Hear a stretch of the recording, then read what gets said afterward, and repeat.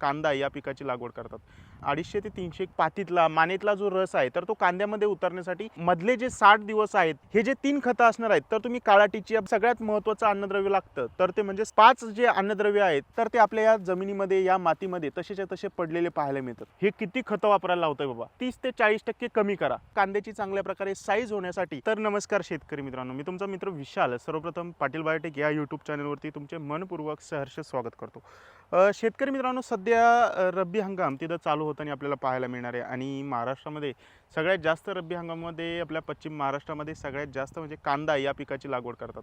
आता सध्या October November महिना चालू होतोय आणि एकंदरीत सध्याच्या काळात आपला जो शेतकरी मित्र आहे तर तो कांद्या पिकाची जी काही रोपवाटिका असते तर ती तयार करताना आपल्याला पाहायला मिळणार आहे। आणि एकंदरीत आज आपण या व्हिडिओमार्फत जी माहिती घेणार आहोत तर ती म्हणजे आपल्या रब्बी किंवा उन्हाळी कांद्याला जे काही खत व्यवस्थापन आहे अतिशय महत्त्वाचं काम आहे। खत व्यवस्थापन जर आपण प्रॉपर केलं तर आपण 250 ते 300 क्विंटल प्रति एकरातून तिथं कांदा घेऊ शकतो। तसं पाहायला गेलं तर शेतकरी मित्रांनो, कांद्या पिकाला योग्य टायमाला योग्य खताचा आपल्याला तिथं वापर करणं अत्यंत गरजेचं आहे। आता योग्य टायमाला योग्य खताचा म्हणजे मित्रांनो, आपला कांदा पीक आहे तर तो बऱ्यापैकी 110-120 दिवसाच्या आसपास पूर्णपणे काढणीला आलेलं पाहायला मिळतं आणि त्यातली त्यात पहिला सुरुवातीचा 25 ते 30 दिवसाचा जर विचार केला आपण ज्यावेळेस कांद्याच्या रोपाची पुनर्लागवड करतो तर अशा टायमाला आपल्या कांद्या पिकामध्ये जे काही पांढऱ्या मुळांचा विकास होण्यासाठी तिथं टाईम आहे तर तो गेलेला पाहायला मिळतो। आणि शेवटच्या 1 महिन्याचा जर विचार केला तर जो काही कांद्याच्या पातीतला मानेतला जो रस आहे तर तो कांद्यामध्ये उतरण्यासाठी काम करत असतं। म्हणजे सुरुवातीचा बऱ्यापैकी 1 महिना आणि शेवटचा 1 महिना जर सोडलं तर मधले जे 60 दिवस आहेत शेतकरी मित्रांनो तर ते 60 दिवस अत्यंत गरजेचे आहेत। परंतु आता तुम्ही जर विचार केला की बाबा 30 दिवसापासून 90 दिवसापर्यंत खतं आपल्या कांद्या पिकाला लागतात, मग 30 दिवसाला म्हणजे जो सुरुवातीचा डोस आहे तर तो मी 1 महिन्याच्या आसपास जर टाकला तर तो लागू व्हायला पुढचे 30 दिवस लागतात। म्हणजे 1 महिन्यानंतर जो खत टाकणार आहे तर ते 60 दिवसापासून पुढे लागू होणार आहेत। त्याच्यामुळे शेतकरी मित्रांनो, जो कांद्याला पहिला खताचा डोस असणार आहे तर तुम्ही ज्यावेळेस कांद्या पिकाची लागवड करता पुनर्लागवड करता तर अशा टायमाला आपल्याला पहिला खताचा डोस तिथं टाकून देणं गरजेचं आहे। आणि जो दुसरा खताचा डोस असणार आहे तर तो आपल्याला 1 महिन्याच्या आसपास आपल्या कांद्या पिकाला टाकायचा आहे। शेतकरी मित्रांनो, एकतर लागवडीपूर्वी किंवा लागवड करून झाल्या 4-5 दिवसामध्ये 10 दिवसामध्ये बेसल खताचा डोस कोणता द्यावा आणि 1 महिन्यानी दुसरा खताचा डोस कोणता द्यावा, अतिशय थोडक्यात महत्त्वपूर्ण माहिती मी इथं तुम्हाला सांगणार आहे। शेतकरी मित्रांनो, खत व्यवस्थापन करताना मी तुम्हाला 2-4 ऑप्शन देतोय। जो बेसल खताचा डोस असणार आहे तर त्याच्यामध्ये मी तुम्हाला 2 ऑप्शन देणार आहे, 2-3 ऑप्शन देणार आहे। आणि जो दुसरा खत व्यवस्थापनाचा डोस असणार आहे तर त्याच्यामध्ये मी तुम्हाला 2 ऑप्शन तिथं देताना पाहायला मिळणार आहे। त्याच्यामुळे हा व्हिडिओ शेवटपर्यंत पहा। तुमच्या मनामध्ये कुठलाही प्रश्न पडला असेल तर खाली कमेंट करून विचारा आणि जो स्क्रीनवरती नंबर दिसतोय पूर्ण कांद्याचं शेड्यूल हवं असेल तर या नंबरवरती तुम्ही व्हॉट्सअपला हाय करा, कांदा असं लिहून पाठवा। पूर्ण जे शेड्यूल आहे PDF स्वरूपातलं तर ते आम्ही तुम्हाला देण्याचा प्रयत्न करू। शेतकरी मित्रांनो, बेसल खत टाकताना आपल्याला काही गोष्टींचा तिथं विचार करणं गरजेचं आहे। जसं की कांद्याला नेमकं कोणत्या अन्नद्रव्याची गरज आहे, कोणत्या अन्नद्रव्याची गरज नाही आहे। मित्रांनो, कांद्या पिकाला आपल्याला स्फुरद आणि पोटॅशयुक्त अन्नद्रव्याचा जास्तीत जास्त वापर करायचा आहे। नत्रयुक्त जी खतं असणार आहेत तर त्या खतांचा आपल्याला कमी प्रमाणात वापर करायचा आहे। शेतकरी मित्रांनो, बेसल खत व्यवस्थापन करताना एकतर तुम्ही 10-26-26 प्रति एकरासाठी 100 ते 150 किलो वापरू शकता। हे खत नाही भेटलं तर तुम्ही 14-35-14 या खताचा प्रति एकरासाठी 100 ते 150 किलो तिथं वापर करू शकता। हे खत जरी नाही भेटलं तर तुम्ही 12-32-16 या खताचा 100 किलो प्रति एकरासाठी वापर करू शकता। तर शेतकरी मित्रांनो, हे 3 खतं झाली आणि हे जे 3 खतं असणार आहेत तर तुम्ही काळा टिचिया भारी जमिनीमध्ये यांसारख्या खताचा वापर करा। याच्यानंतर शेतकरी मित्रांनो, जर तुम्ही हलकी मुरमाड जमीन असेल तर अशा जमिनीमध्ये तुम्ही एकतर 20-20-013 प्रति एकरासाठी 100 ते 150 किलो किंवा शेतकरी मित्रांनो DAP या खताचा प्रति एकरासाठी 150 किलो वापर करू शकता।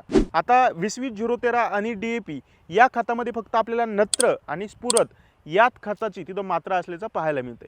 त्याच्यामुळे आपल्याला DAP किंवा तुम्ही 20-20-013 वापरणार असाल तर आपल्याला सेपरेट MOP पोटॅश प्रति एकरासाठी 50 ते 75 किलो कॉम्बिनेशन करून वापरायचं आहे। तर शेतकरी मित्रांनो, आतापर्यंत मी जे तुम्हाला खतं सांगितली तर या खतामध्ये फक्त आपल्याला नत्र, स्फुरद आणि पालाश या अन्नद्रव्याची जी काही मात्रा आहे तर ते आपल्या पिकाला तिथं प्राप्त झालेली पाहायला मिळणार आहे। याच्या व्यतिरिक्त आपल्या कांद्या पिकाला सगळ्यात महत्त्वाचं अन्नद्रव्य लागतं तर ते म्हणजे सल्फर। तर शेतकरी मित्रांनो, 90% WDG या स्वरूपातलं जे सल्फर आहे तर ते पाटील बायोटेक कंपनीचं रिलीजर या नावाच्या खतामध्ये पाहायला मिळतंय।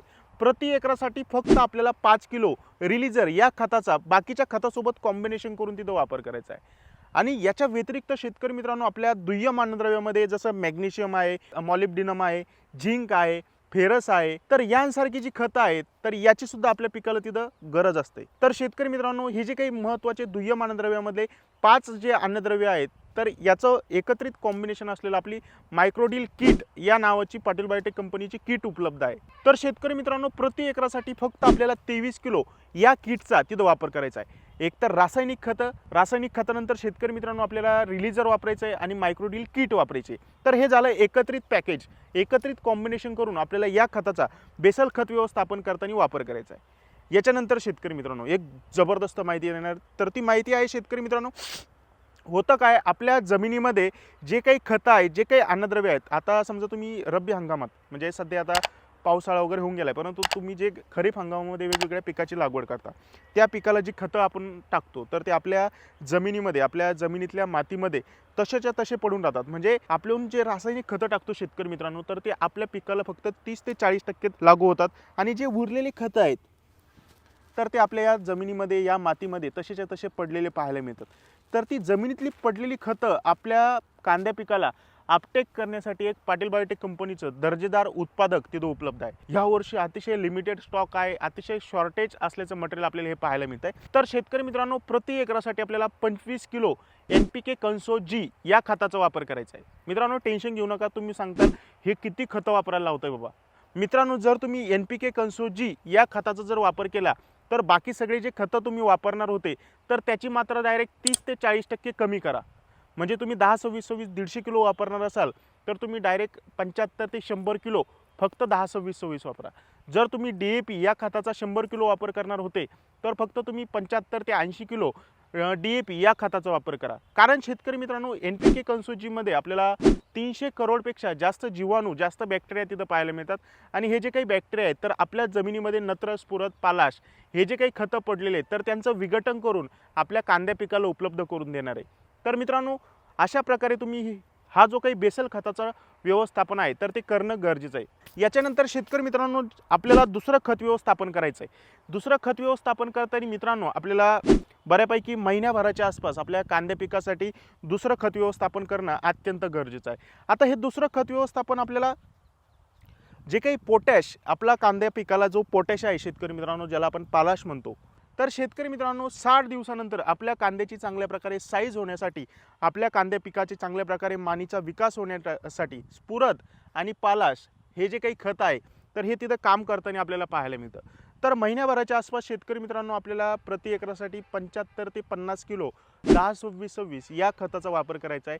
याच्यामध्ये स्फुरदची मात्रा मुबलक आहे, याच्यामध्ये पोटॅशची मात्रा मुबलक आहे आणि याच्यासोबतच शेतकरी मित्रांनो आपल्याला पुन्हा एकदा गंधक किंवा रिलीजर प्लस या नावाचं 90% WDG स्वरूपातलं जे सल्फर आहे तर त्याचा प्रति एकरासाठी 5 किलो वापर करायचा आहे आणि 25 ते 30 किलो आपल्याला MOP पोटॅश, जो काही लाल पोटॅश येतो ज्याच्यामध्ये 60% पोटॅशची मात्रा असते, तर MOP पोटॅश आपल्याला 25 ते 30 किलो तिथं वापर करणं गरजेचं आहे. तर अशा पद्धतीनं तुम्ही जे काही शेड्यूल आहे मित्रांनो खत व्यवस्थापनाचं पहिलं आणि दुसरं तर ते फॉलो करणं गरजेचं आहे. बऱ्यापैकी पहिलं बेसल डोस आहे तर तो लागवड करण्यापूर्वीच 2-3 दिवस अगोदर आपल्या शेतात टाकून द्या किंवा लागवड करून झाल्यानंतर 10 दिवसाच्या आसपास पहिलं खत व्यवस्थापन करा आणि 30 ते 40 दिवसाच्या दरम्यान दुसरं खत व्यवस्थापन करा.